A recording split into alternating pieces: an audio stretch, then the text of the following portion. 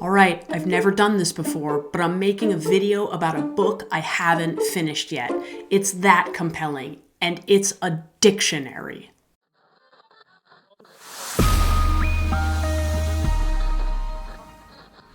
Hi everyone, I'm Amanda, and this is Spineless Books, your one-stop shop for all things audiobook.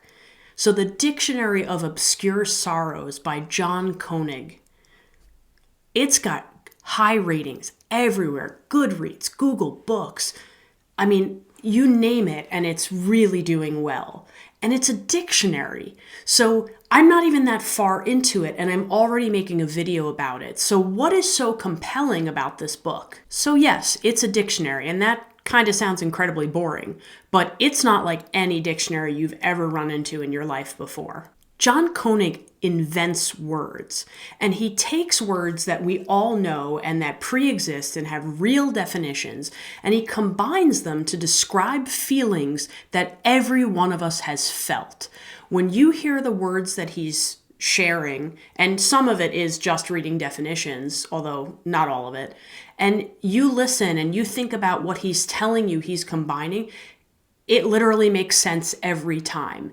And so many of his definitions are things that I'm like, wow, it would be really helpful to have a word for that. But like he says in the title, obscure sorrows or obscure feelings, I mean, some of these things are weird and hard to put your finger on them, but he's got definitions for them, and they are beautiful. So even before finishing the book, I have purchased a digital copy. Now, I honestly wanted a hard copy, and I really considered buying a hard copy of the book, and I kind of might still do that, but I went with the digital copy because here's the truth.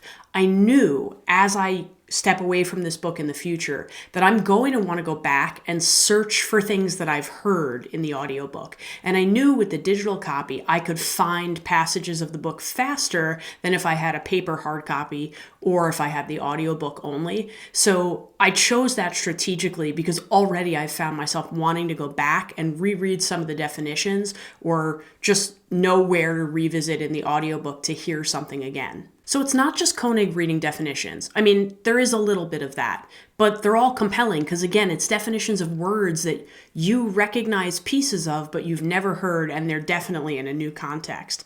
But every once in a while, as he's reading a definition, he just slips into an anecdote or a story, and you don't even know what's happening, and all of a sudden you're completely engrossed in something that he's saying, and you're thinking, wow, yeah, I've experienced that.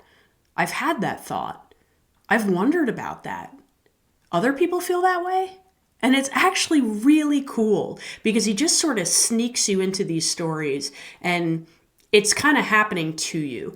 I have found I really want to just listen with this book and I can't do anything else. Sometimes with a book, I can kind of drift off and do a few other things and still pay attention. But with this one, I want my full attention on John Koenig's voice. I really can't take a second away because I feel like I might miss a critical word. And his writing is so precise and specific that I don't want to miss a single thing. So I'll give you an example. Osery. Never heard of it? Yeah, because John Koenig made it up.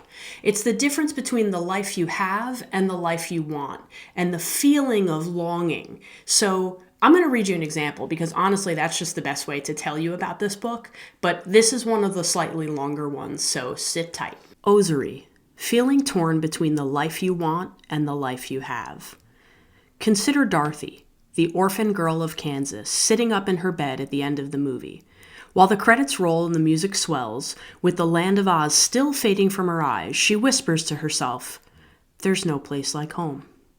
Eventually, of course, she knows she'll have to get out of bed, put on a pair of ordinary black slippers, and carry on with her life on the farm, counting the chicks, darning the stockings, pushing gray eggs around in a cast iron pan. She'll play around with Toto just as she did before, and when she opens the door, she'll step out into a world of black and white, into a broad sweep of flat land that reaches the edge of the sky in all directions, and she'll know she's not in Oz anymore. She's had her Rumspringa and chose to return, which means she is now a confirmed Kansan. And yet, Even as she makes her way to school the next morning, she now carries with her a certain unshakable awareness that her gray gingham dress is secretly blue, that her charcoal hair is actually rich auburn, that the sky catches fire when the sun goes down. She'll try to blink the colors out of her eyes, but she'll never be able to forget that there's an entire dimension hidden inside things. Everything will now have a grainy reticence that feels intolerable to her. She knows that this humdrum workday world can explode without warning, blooming with color and potential and chaos. She alone can sense the shimmer of gold on the gray gravel road, the lion's roar hidden in a friend's voice. She will feel a new dissatisfaction with surfaces and distances, feel the urge to yank open the curtains and rip into people's hearts and set them on fire, just to get a sense of what they're made of. This is just a drop in the bucket. I mean, this writing is beautiful. And all of that to help define a feeling. I mean, really, I'm loving this book. I can't wait to get through it because I can't wait to read it again already, and I'm not even done. But remember, you might love what I hate and hate what I love. Although I think you're going to love this one. So make your own opinion. But thanks for listening to mine.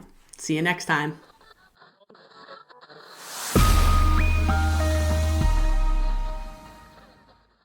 Have you read this book? Do you have a favorite definition? If so, let me know in the comments. Because honestly, I can't decide which one is better than the next. I love them all, and I think they're amazing and totally relevant. So let me know if you've read it and something sticks out to you.